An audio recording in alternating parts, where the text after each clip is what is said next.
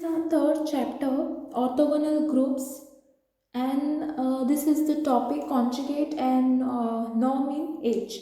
This is the slight revision from the first and the second chapter which I have done earlier. So first is what Q belongs to R implies conjugate of Q is equal to Q and modulus of Q is equal to absolute value of Q. Second one is Q is equal to A plus BI belongs to complex, belongs to C, this is a complex, and this implies conjugate of Q is equal to what? A minus IB, and modulus of Q is equal to root of A square plus B the whole square. Third is Q is equal to, this is the quaternion, it belongs to quaternion. Q is equal to A plus BI plus CJ plus DK belongs to H, implies conjugate of this Q is what? A minus Bi minus Cj minus Dk, and norm of Q is equal to root of A square plus B square plus C square plus D the whole square. Next is, so I will recall again the another part of it. So conjugate of Q1 into Q2, this is equal to conjugate of Q2 into Q1. Okay, conjugate of Q1. So this is what? Q into conjugate of Q is equal to norm of or modulus of Q the whole square is equal to conjugate of Q is equal to Q into Q, conjugate of Q into Q, and this is modulus of Q1 into Q2 is equal to modulus of Q1 into modulus of Q2. So once these are done, I will be doing the definitions of the standard inner product on Kn. Let x1, x2, xn and y1, y2, yn belongs to Kn. Then the standard inner product in Kn is given by inner product of x1, x2 up to xn, y1, y2 up to yn. Inner product of these two is equal to nothing but summation of I is equal to 1 to n xi into yi conjugate, where xi comma yi conjugate belongs to k. So you all have to know this definition. Okay, and next is so this is the definition of the standard product, standard inner product. Now I will be doing the definition of the standard norm. So definition of the standard norm on Kn is, this is what?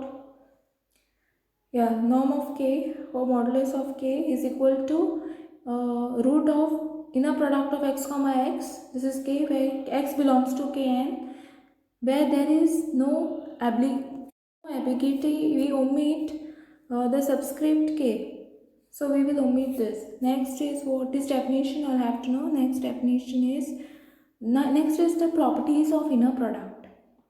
For all x, y, z belonging to Kn and lambda belonging to K, first one is what? Inner product of x, y plus z is equal to inner product of x, y plus x, z. Now x, y, I will take this into this first, plus this into this, x, z, that is, okay. Second one is what? X, z plus y, z.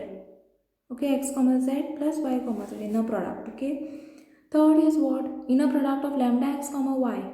So lambda I will take it out. I will write it as x, y, and x, lambda y is equal to inner product of x, y into lambda, conjugate of lambda, okay, because here lambda is there, so this I have to write it like this. Then fourth one is what? Inner product of x, y conjugate is equal to inner product of y, x. So you all have to know these properties, okay, inner product properties, products or properties of this inner product. Next definition is this definition of orthogonal. Now vectors x, y belongs to Kn are called orthogonal if inner product of these two vectors x and y is equal to 0. Okay. Next is the definition of the orthonormal. A basis x1, x2 up to xn of Kn is called orthonormal if inner product of xi, xj is equal to delta ij, where 1 is less than or equal to I and j is less than or equal to n.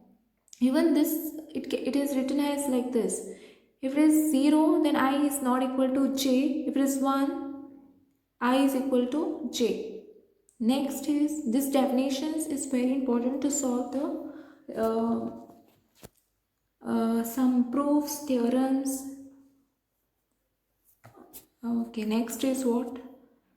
Okay, I'll directly go to the next definition.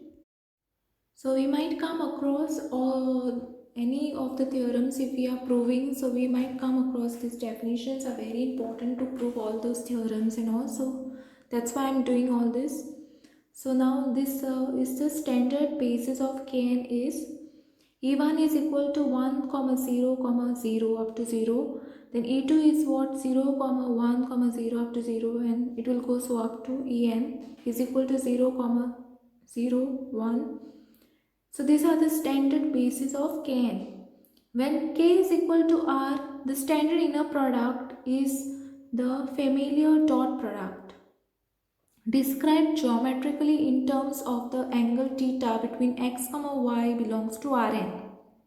Inner product of x, y, this is R, is equal to modulus of x, this is R again, into modulus of y, R cos theta. Okay, next definition, let us see what it is.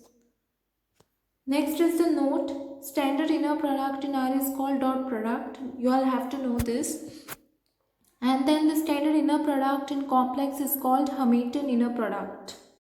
And when K is equal to H, the standard inner product is also called symplectic inner product.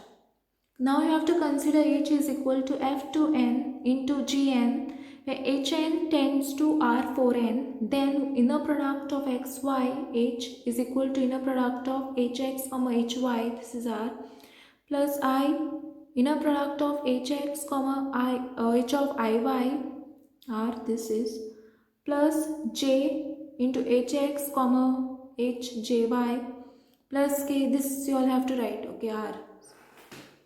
Then K of inner product of Hx, H of Ky. So basically this is like A plus Bi plus Cj plus Dk. It's like that. Okay. So remember this like that way and do it. Also modulus of x, this is H, this is Hamilton, is equal to H of x, R. R is nothing but real and H is nothing but Hamilton, okay? And you all have to know this. Next is the Schwarzschild inequality, which I will be proving now. For x, y belonging to Kn, modulus of inner product of x, y is less than or equal to modulus of x into modulus of y. So this they can ask you all as state and prove Cauchy-Schwarzschild inequality or Schwarzschild inequality. So if they ask you for the statement, you will have to say for x, y belonging to Kn, modulus of inner product x, y is less than or equal to modulus of x into modulus of y. So we'll start with the proof. Let x, y belongs to Kn. Let alpha is equal to inner product of x, y. Now I have taken this inner product of x, y in this inside part to be alpha. Now I have to assume that x is not equal to 0. Otherwise the proposition is trivial. So for lambda belongs to K, we have 0 less than or equal to modulus of lambda x plus y the whole square is equal to inner product of lambda x plus y comma lambda x plus y. So how we write this as like, if suppose I have my modulus of x the whole square. How I am going to write it as x comma x, right? So it is like same way you all have to do like this. Something modulus you have to repeat it again, comma in inner product, okay? So let me drop this. Okay, so next step is what? Now this is equal to lambda. Now this lambda x into lambda x and this lambda x into this. So this into this into this I will do first. So lambda, take it out, x comma x, and this lambda will give you conjugate. So this is from the inner properties of the inner product. So that's why I told you all this is very important from here, this property. Right hand side lambda is there, so it will be lambda conjugate, right? So that's why it is in right hand side now of this part. So it is lambda conjugate plus lambda inner product of x comma y plus this lambda is from where? Now this into this, no, lambda and then x comma y inner product, okay? Then plus y comma x and this lambda will give you conjugate plus y comma y inner product of y comma y. Now this lambda into lambda conjugate is what? Lambda the whole square. In the starting only I have given you all of this lecture.